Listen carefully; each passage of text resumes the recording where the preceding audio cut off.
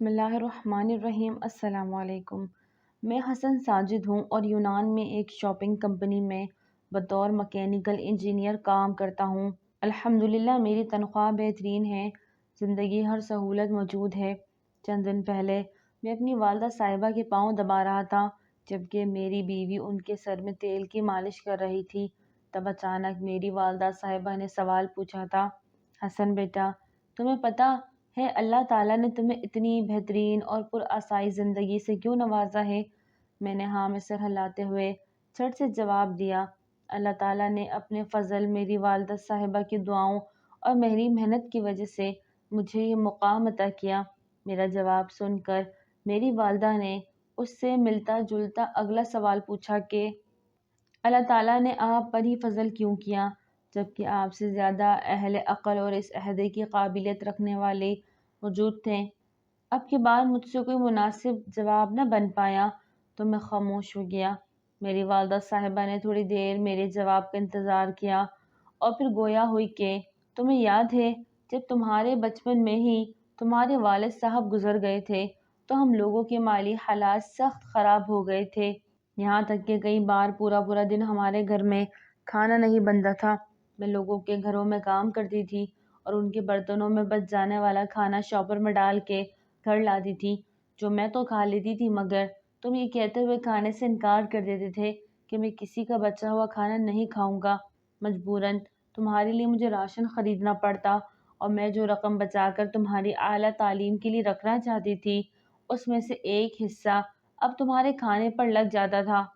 انہی دنوں میں ایک جماعت جو ایک امتی نبی کو ماننے کے دعوے دار تھے، قادیانی، مگر حقیقت میں راہ ہدایت سے بھٹکی ہوئی تھی، انہوں نے لوگوں کو رزق کا لالچ دے کر پھانسنا شروع کیا۔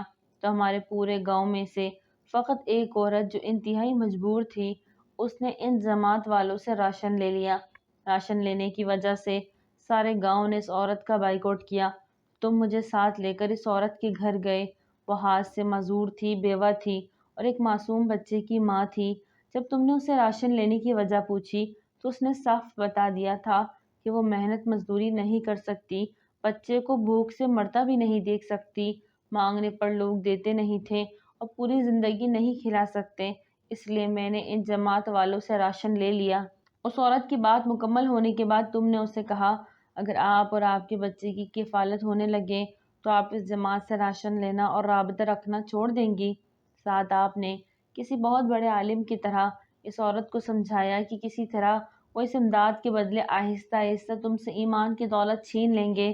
تمہاری بات سے مرعوب ہو کر عورت نہ صرف ان لوگوں سے رابطہ چھوڑا بلکہ ان کا دیا ہوا راشن بھی یہ کہتے ہوئے واپس کر دیا کہ میں نہیں چاہتی میرے بیٹے کے پیٹ میں کسی ایسے شخص کی خیرات جائے جس کے دل میں بغض رسول صلی اللہ علیہ وسلم ہو۔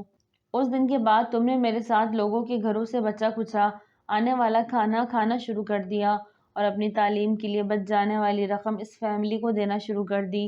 اپنی تعلیمی اخراجات کو پورا کرنے کے لیے تم نے چائے کے ڈھابے پر کام شروع کر دیا۔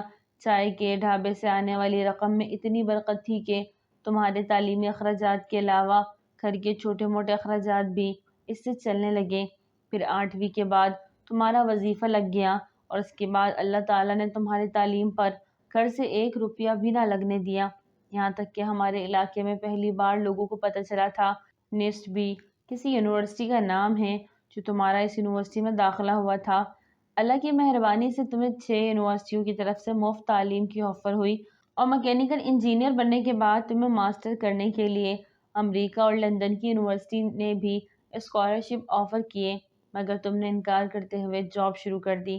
اللہ تعالیٰ تمہیں نوازتا گیا، تم ترقی کرتے گئے، ہمارے دن پھرتے گئے، یہاں تک کہ آج ہم لوگ دنیا کی پرآسائش ترین زندگی جی رہے ہیں، مگر میں محسوس کر رہی ہوں کہ اب تم لوگوں کی مدد کے معاملے میں پہلے جیسے نہیں رہے۔ اب تمہیں بھوک و افلاس کی وجہ سے زندگی سے منہ موڑتے اور راہ ہدایت سے بھٹکتے لوگ کیوں نظر نہیں آتے؟ میرا دل کہتا ہے کہ اللہ تعالیٰ نے آپ پر جو فضل و کرم کیا تھا، میری دعاؤں اور تمہاری محنت سے بھی زیادہ بڑی توجہ تمہاری وہ نیکی تھی کہ تم نے اپنے حصے کا رزق اس بیوہ عورت کو دے کر اس کا ایمان بچا لیا تھا۔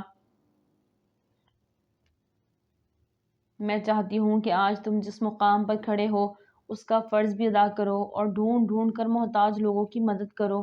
اپنی والدہ کی بات سن کر میں نے فوراً موبائل سے رسیدیں نکالی اور ہر ماہ اپنی تنخواہوں سے باقاعدگی سے بھیجی گئی تمام فلاحی اداروں کو رقوم کا حساب والدہ صاحبہ کے سامنے رکھتے ہوئے بتایا، ماں جی، آپ کی تربیت نے مجھے کبھی مذہب اور نبی کریم صلی اللہ علیہ وسلم کی امت سے غافل نہیں ہونے دیا۔